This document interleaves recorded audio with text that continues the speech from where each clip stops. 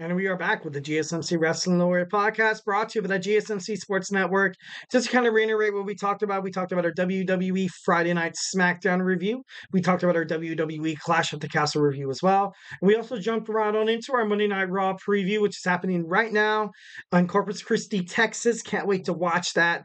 But before we move on, I want to remind you guys to use the tips and donations link at the GSMCpodcast.net. Show me your questions. Tell me what you like. Tell me what you don't like. And yeah, let's go ahead and jump right on into this wrestling power rankings. So let's go ahead and once again, being a gentleman that I am, let's jump right on into women's first. So let's go ahead and do this. All right, at number 10, I do have Liv Morgan, and I swear to God, I'm not a huge Liv Morgan kind of hater, but she should have defended her championship at Clash of the Castle, 110%. She won her match against Becky, really, really dirty, dumb. Just kidding. No, just no. Like you see how they kind of mixes up there. No, but I just like I said, kind of like what Cody Rhodes is. I feel like Liv Morgan's better. Like she's better as a chaser. She's better as a chaser for the title. The moment she has the strap, I feel like WWE kind of knew that we're like, oh, like we have to do something with Liv. We have to do something with Liv. Let's make her heel. So, you turn her heel because I feel like Rhea Ripley was never heel. Rhea Ripley, if she was a heel, she, like Becky Lynch said in an interview, if she was heel, she was the worst heel and possibly on planet Earth. But Liv Morgan, I feel like needs a little more, more effort in terms of her, in terms of her creative, in terms of her, character development. But obviously, we're still at a young age within the Paul Levesque era, so we're gonna get it right. At number 9, I got Billie Starkz, the Ring of Honor Women's World Television Champion, still killing it on Ring of Honor. She's taking on competitors. I feel like her next competitor is going to be probably I want to say Queen Aminata, but Queen Aminata's kind of going for Athena. Tasha Steeles, maybe, perhaps. But there's, a whole bunch of suitors, a whole bunch of people who want to take on Billie Starkz. And she's done an amazing job so far holding the championship title. She's been more of a formidable championship within Ring of Honor. So, gotta throw her flowers. With the women's power rankings at number 9, I have Billie Starkz. All right, at number 8, I got Kaylani Jordan. Jordan, she's the inaugural WWE Women's NXT North American Champion. She has her first title defense against Mi Chin tomorrow on WWE NXT, so make sure you tune into that. But she kind of mentioned it herself. There's no prestige on this title unless I make it. So it'd be kind of stupid for WWE to kind of have, superstars constantly throw up this championship, constantly like have it in balance, not having a formidable champion. So I feel like this reign needs to be big. This reign needs to be really big. Excuse me. I don't feel like it's really going to go anywhere. I want to say War Games. No, not War Games. Not War Games. Maybe, oh god, next NXT Stand and Deliver would be big, but that would create prestige in the title as well. So honestly, Kaylani Jordan, I have her in my women's power ranking at number 8. At number 7, I have Athena. Of course, you have the longest reigning Ring of Honor World Women's Champion on the list, obviously formerly known as Ember Moon on WWE NXT and WWE Monday Night Raw. Miss her.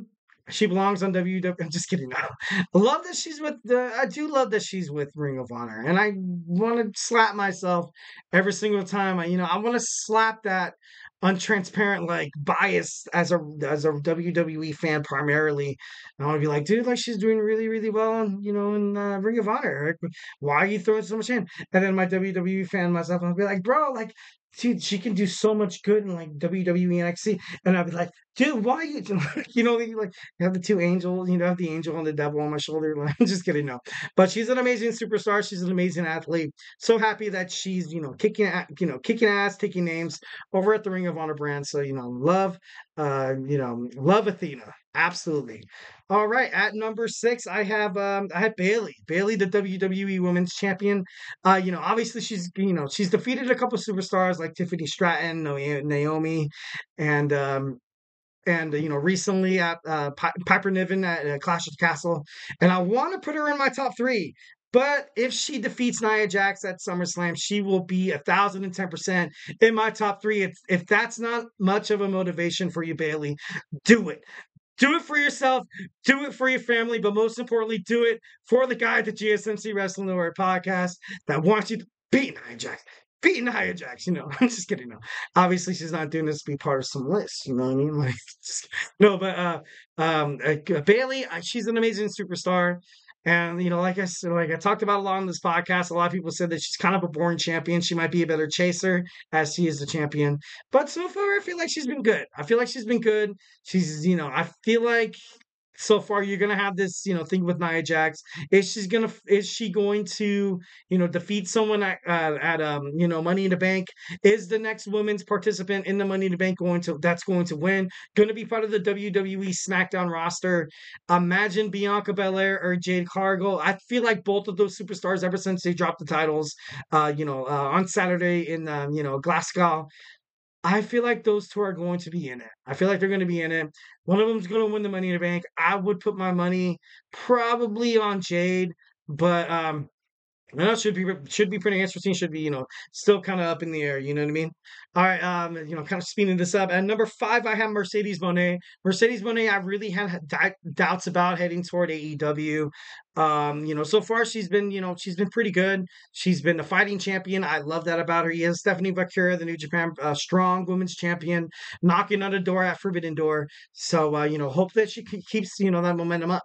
At number 4, I have Nia Jax. I have nothing but great things to say about the Queen. Love Nia Jax. Love her future within the WWE. She's going to have an amazing match with Bayley at SummerSlam because I don't think anyone's going to kind of, dethrone Bayley at Money in the Bank.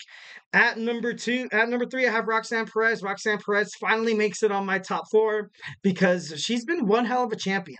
I was kind of skeptical because I was like, you know what? She did win by cheating, with Ash by Elegance and Tatum Paxley interfering, but she kind of deserves it. This girl, this champion, this NXT Women's Champion, within her first month and a half reign, it has not been easy.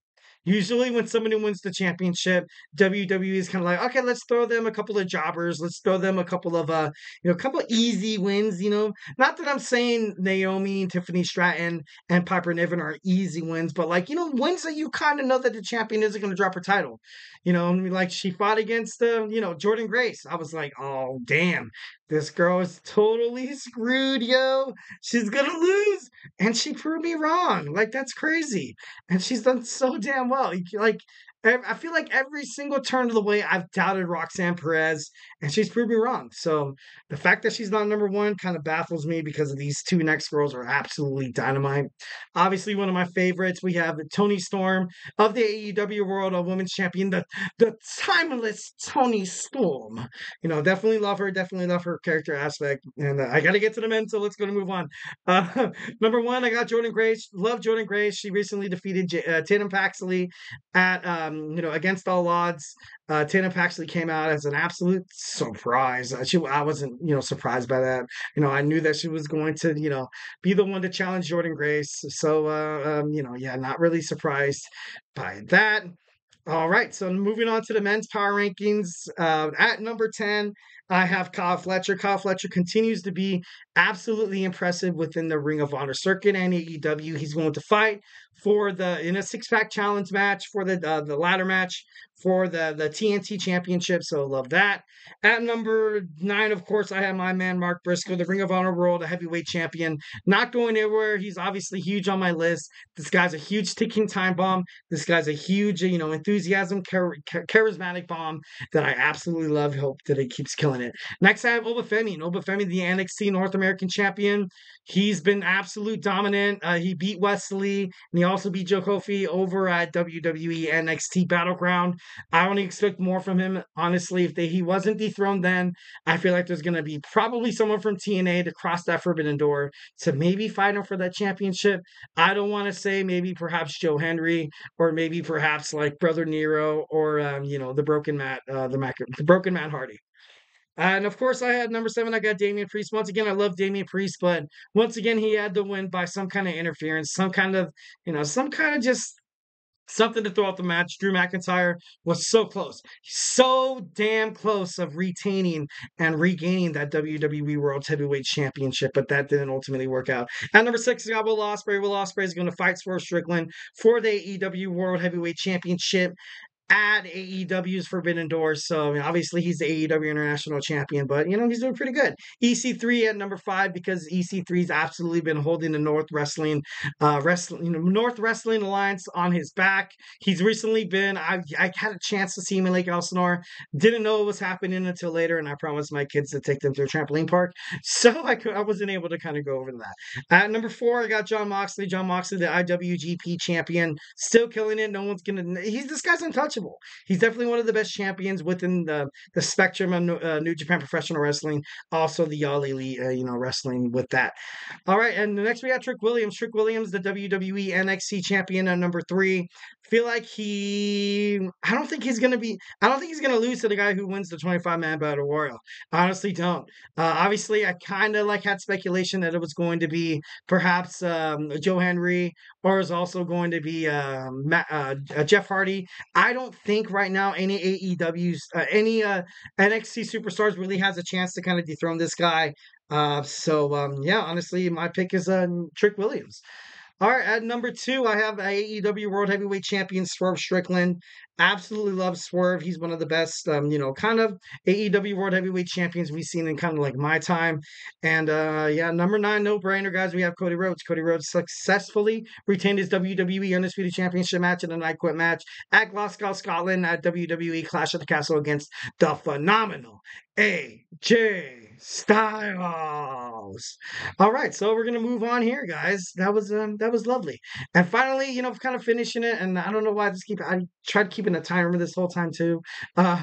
So we're gonna start with we're gonna end with our 5th segment, our Monday Memorial. We're gonna talk about Shad Gaspar. So hey, do not go anywhere.